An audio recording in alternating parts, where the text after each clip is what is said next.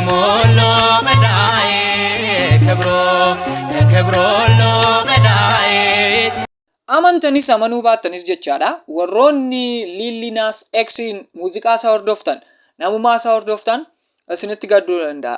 Waaqayyo yookiin Rabbiin irraa deebi'a. Lil Nas jechuun yeroo kanatti nama muuziqaatiin akka amantiitti fakkeessee sirbaa jirudha. Yeroo darbe caamaa dhiiga dhala namaarraa hojjetame jedhee isiniif hojjedheen ture. Caamaa dhiiga dhala namaarraa hojjetame sana namni as taa'e yeroo jalqabaaf namni akka addunyaatti beeksise Lil Nas X kan jedhamu kanadha.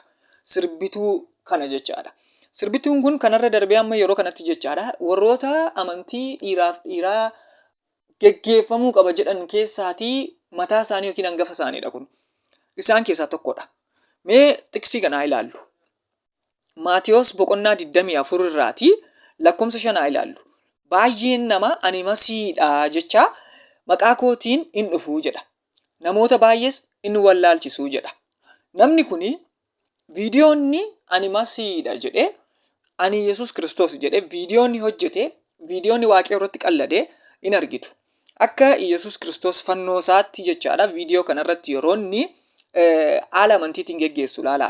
Namoota walitti qabee hiriira gashee jechaadha akka mootummaa waaqayyootti seensisuutti jechaadha. Maqaan isaa Lil Nas X kan jedhamu kun jechaadha. Amantii kiristaanummaa irratti kan inni qallade laala. Ani gara jannataattiin sin geessa jechuudhaan.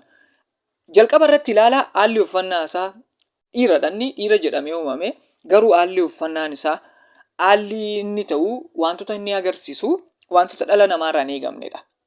Kanaaf akkuma argitanii mootummaa waaqayyootti namoota waan gashaarutti fakkaatee namoota hedduu dogoggorsaa jira. Garuu immoo hafuura bara dhumaa isa darbatame sana akkuma argitan yeroo darbee hafuura bara dhumaa darbatame jedhee viidiyoo duratti isin hojjedheera. Akkuma amma argitan viidiyoo irratti caamaa dhiigarraa hojjetames hojjetee jira. Seexana faana gaafanni asitti immoo caamicha uffatee argitanii jirtu. Seexana faana gaafanni fuulatti wanta kwaasii baaskeetbooliidhaan haasa'u argaa jirtu. Seexana faana nama haala akkasiitiin haasa'uu yaadudha. Nama ani dhiirummaa kudhiisee akka shamaraatti mucaa goradheera jedhee yeroo tokko viidiyoo hojjetee jirudha. Muuziqaa irratti. Nama akkasii yoona biyya keessaa namoonni hordoftan hin dibdan irraa deebi'a. Namni kun nama badaa fi nama addunyaa kanarratti hafuura hamaa geggeessaa jirudha.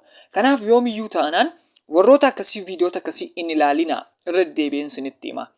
Viidiyoon guyyaa irraa qabadhe icciitii nama jabaa kanadha. Namni kun nama badaa nama hafuura hamaa duukaa deemaa jirudha waan ta'eef irraa of to'adhaa, irraa of eegaa, laayikii koomentii gochuu hin dagatina. Yoomiyyuu hin mormina nuti warroota akkasii. Laayikii koomentii sabiskiraayibii gochuu hin dagatina. Galatoomaa. ስሙሎ መዳዬ ክብሮ ተከብሮ